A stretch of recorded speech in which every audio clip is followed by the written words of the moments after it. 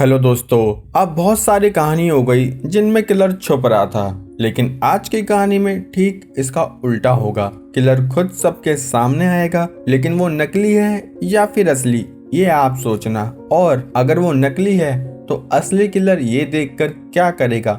कहानी का ट्विस्ट हमेशा की तरह आपकी हवाएं उड़ा ही देगा। तो चलिए बिना समय गवाए आज की कहानी शुरू करते हैं। ये समय है 2005 का, जहां चॉय नाम का पुलिस वाला एक ढाबे में बैठकर संतरा पी रहा था। तभी सीन फ्लैशबैक में गया, जहां चॉय एक सीरियल किलर से लड़ते हुए दिखाया गया। चॉय उसको पकड़ता कि किलर ने चॉय की मदर की गर्दन पर चाकू रख दिया और लाइट बंद करके उसकी मम्मी की गर्दन पर चाकू मार के वहां से भाग गया। उस सीरियल किलर ने 1986 से 1990 के बीच 10 मर्डर्स किए थे। ये फ्लैशबैक सीन भी उसी बीच का था। चॉय उसके पीछे भागने लगा। भागम भाग में किलर छुप गया और चुपके से उसने चॉय के हाथ में चाकू मार दिया और साथ ही उसके चेहरे पर अपनी एक निशानी भी छोड़ दी। किलर चाहता तो चॉय को जभी मार सकता था, लेकिन उसने उसे नहीं मारा। चॉय ने जख्मी हालत में ही पीछे से किलर पर शूट भी किया। सीन प्रेजेंट डे में आया, जहां टीवी पर ठीक उसी लड़ाई वाली जगह पर रिपोर्टर जानकारी दे रहा था कि कैसे अभी तक पुलिस एक किलर को नहीं पकड़ पाई और आज उसका स्टैट्यूट ऑफ लिमिटेशन एक्सपायर हो जाएगा।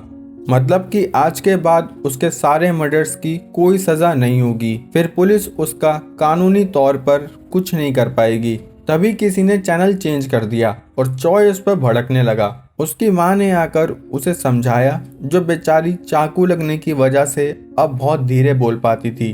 वहां से निकलकर चॉय को एक कॉल आया, जो कि यूनसिक का था। यूनसिक की मॉम को उस सीरियल किलर ने पहले ही मार दिया था और 15 साल में भी अपनी माँ का बदला ना ले पाने की वजह से वो सुसाइड करने जा रहा था। चॉय ने आके उसे खूब समझाया, लेकिन तब तक वो पतंग उड़ाने टंकी पर चढ़ चुका था और तभी वो वहां से कूद गया। टंकी से कूदा और बस में आके अटका।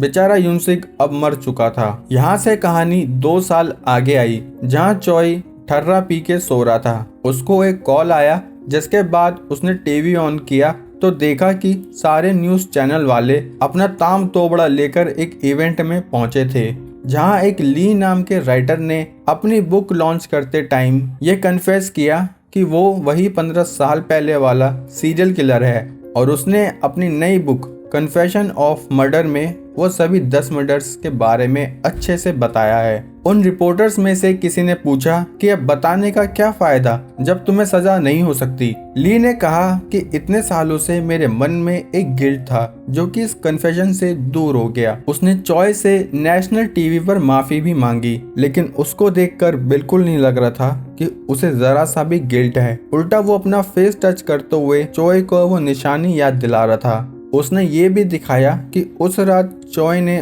उस पर शूट किया था, जो गोली उसके शोल्डर पर लगी थी। यहाँ से फुल पठान वाली हाइप के साथ ली की बुक की खरीदारी शुरू हुई। उसके बाद ली ने जिन लोगों का मर्डर किया था उन सबके परिवार वालों से मिलने चला गया, जिसमें कि एक पीड़ित के घर वाले, जो पेशे से डॉक्टर थे, उन्होंने ली के चाटा ही मार दिया। चाटा खाने के बाद ली पुलिस स्टेशन में चॉय के पास पहुंचा, जहां उसने चॉय से माफी मांगी। लेकिन ये कैसी माफी है कि बार बार उसके घाव को याद दिलाना। चॉय को यहाँ काफी गुस्सा आया। उसने पहले तो ली के हाथ धुलाए और उसके बाद मैगी से ली के साथ होली खेलने लगा। ली फिर भी हंसते हुए वहां से निकल गया। स्टेशन के बाहर ही एक कैंग नाम का बंदा हांड रहा था। तभी कार में एक लेडी आई और उसे अपने साथ एक झोपड़े पर ले गई। झोपड़े में जाने से पहले कैंग हल्का होने खेत की तरफ चला गया। वो हल्का हो ही रहा था कि तभी सामने से एक लड़की चाकू और तीर कमान लेके वहां आ गई। उस लड़की को देखते ही कैंग ने अपनी टंकी बंद की और बोला, तुम तीर कमान वाली हो ना? दरअसल वो लोग थे जिनके किसी न किसी परिवार के सदस्य की उस सीरियल किलर ने जान ली थी, इसलिए वो सभी उस किलर से बदला लेने का प्लान कर रहे थे। वो सभी फैमिली वाले ली को बहुत दर्द देके मारना चाहते थे। यहाँ से सीन शिफ्ट हुआ, जहाँ एक न्यूज रिपोर्टिंग ऑफिस में ये बात चल रही थी कि टीआरपी बढ़ाने के लिए ली और चॉय की एक जगह डिबेट करानी चाहिए, जहाँ वो दोनों लड़ने मरने लगे। वैसा ही सेम तरीका जैसे हमारे न्यूज चैनल में होता है। खैर, चॉय एक डॉक्टर के पास पहुंचा ये वही डॉक्टर है जिन्होंने ली के चाटा मारा था। चॉय ने उन डॉक्टर से कहा कि आप हिम्मत रखिए। तभी डॉक्टर ने कहा कि मुझे पता है तुम भी 15 साल से दर्द में हो, वरना ये निशान तुम कब का हटवा सकते थे। यहाँ ली की बुक कलेक्शन पठान की कलेक्शन के आसपास आ गई थी। ली को सब एज अ सेलिब्रिटी ट्रीट कर रहे थे। फैमिली मेंबर्स ने कुछ प्लान किया, जिनमें ये आंटी हांजी ने एक बुढ़े अंकल से कहा कि तुम्हें ली जिस होटल में ठहरा हो उसके पूल में नहाते टाइम ये बाल्टी का सामान डालना है। नेक्स्ट डे उन बूढ़े अंकल ने साफ सफाई वाला बनके ली के पूल में वो सामान डाल दिया। तब हमें पता चला कि वो बाल्टी सांपों से भरी हुई थी, जिनमें से एक सांप ने ली के गालों पर किस कर ली। गार्ड्स ने एम्बुलेंस को कॉल करी, लेकिन एम्बुलेंस तो पहले से ही गेट के बाहर थी। वो फैमिली मेंबर्स ली को ले जा रहे थे कि इतने में असली एम्बुलेंस आ गई। फिर भी वो फैमिली मेंबर्स ली को लेके भाग गए। गार्ड्स कार से पीछा करने लगे और ये खबर चॉय को भी लग गई थी। पहले तो वो काफी खुश हुआ, लेकिन पुलिस वाला होने के नाते उसने एम्बुलेंस की लोकेशन का पीछा किया, जहां एम्बुलेंस में ली को होश आ चुका था। चॉय को एम्बुलेंस दिखी तो उसने पीछे से एम्बुलेंस को टक्कर मारी। टक्कर मारते ही ली एम्बुलेंस से निकल के सीधा चॉय की कार पर आ गया। फैमिली मेंबर्स पर बदला लेने का ऐसा भूत सवार था कि कैंग भी चॉय की कार पर कूद गया। अब कैंग और ली दोनों चॉय की कार पर उठापटक करने लगे। तभी ली अपने गार्ड्स की कार पर कूद गया और वहां से फिर से वो दूसरे गार्ड की कार पर कूदा। इतने कलेश के बाद भी कैंग ली को लेके जैसे तैसे वापस एम्बुलेंस में घुस गया। वो सभी ली को एम्बुलेंस में लेके भागने में सफल हुए। ये खबर आग की तरह फैल चुकी थी। टीवी पर न्यूज देखकर वो सभी फैमिली मेंबर्स बात कर रहे थे कि क्या चॉय ने हमें पहचान लिया होगा। तभी कैंग बोला कि उसकी कार पर जो हमने तांडव किया है उसके बाद भी क्या उसने हमें पहचाना नहीं होगा। चॉय उन सबकी इंफॉर्मेशन ढूंढ रहा था। तभी उसके एक हैकर दोस्त ने फैमिली मेंबर्स की लोकेशन निकाल के उसे बता दी। चॉय वहां पबजी वाला नाइट विजन कैमरा लगा के पहुंच गया और सारी लाइट्स बंद करके ली को वहां से लेके निकल गया। तीर कमान वाली लड़की ने रोकने की काफी कोशिश की, लेकिन फिर भी चॉय ली को लेके भाग गया और ली को एक सेफ जगह लाकर छोड़ दिया। अगले दिन ली ने मीडिया को बताया कि किडनैप करने वाले लोग मेरे फैंस थे, इसलिए मुझे उनके अगेंस्ट कोई कार्रवाई नहीं करनी। ली ने पता नहीं क्यों फैमिली मेंबर्स के अगेंस्ट केस नहीं किया। वहीं हांजी पुलिस स्टेशन में पहुंची, जहां चॉय ने उसे देखते ही नजर झुका ली और गुस्से में हांजी ने चॉय के गाल पर एक रसीद काट दी। क्योंकि चॉय ने ली को नहीं छुड़ाया होता तो वो अपनी बेटी का बदला ले पाती। चाटा खा के चॉय वहां से निकल गया, क्योंकि आज ली और चॉय दोनों का लाइव शो था। शो स्टार्ट होते ही दोनों तरफ से रिपोर्टर के सवाल जवाब होने लगे। वहीं एक फैंस कॉल का भी सिस्टम था, जिसमें फैंस की कॉल आने लगी। कॉल्स के बीच ही एक जे नाम के आदमी की कॉल आई, जो किलर और चॉय की लड़ाई वाली रात के बारे में हिडन फैक्ट्स बताने लगा और साथ ही उसने राज खोला कि असली किलर ली नहीं बल्कि वो खुद है। ये सुन के चॉय वहां से भागा और उस कॉल को अपने हैकर दोस्त से ट्रैक करने को कहा। इस शो को फैमिली मेंबर्स भी देख रहे थे।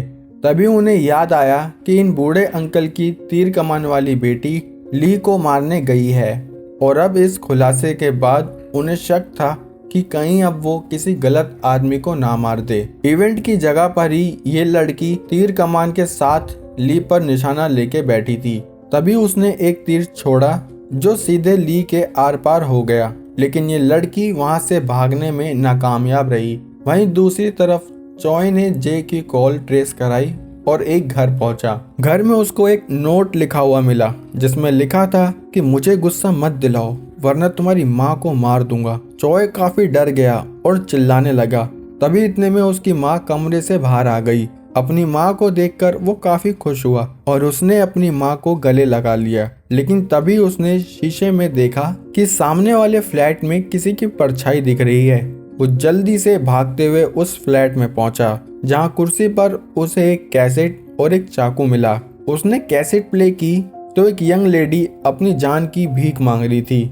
उसे देखते ही पता नहीं क्यों चॉय रोने लगा। चॉय ने बार बार वो कैसेट सुनी। वो बार बार सुनने से उसे एक क्लू भी मिल गया। उसने एक प्रेस कॉन्फ्रेंस रखी जिसमें उसने दिखाया कि ये जे का चाकू जिस पर जो खून लगा है वो मेरा ही खून है, जो उस रात लड़ाई में लग गया था, जिससे कंफर्म हुआ कि जे ही असली किलर है। लेकिन उसका कुछ न कुछ कनेक्शन ली से जरूर है। वहीं शुक्र है कि ली की जान अब बच गई थी। यहाँ न्यूज ऑफिस में एक और लाइव शो होने की बातें होने लगी कि क्या होगा अगर जे, चॉय और ली का ट्रिपल थ्रेट मैच करा दिया जाए। चॉय को जे कॉल कर करके परेशान करने लगा। इसी टाइम ली ने बयान दिया कि मेरे मर्डर्स का क्रेडिट कोई जे नाम का शख्स ले रहा है।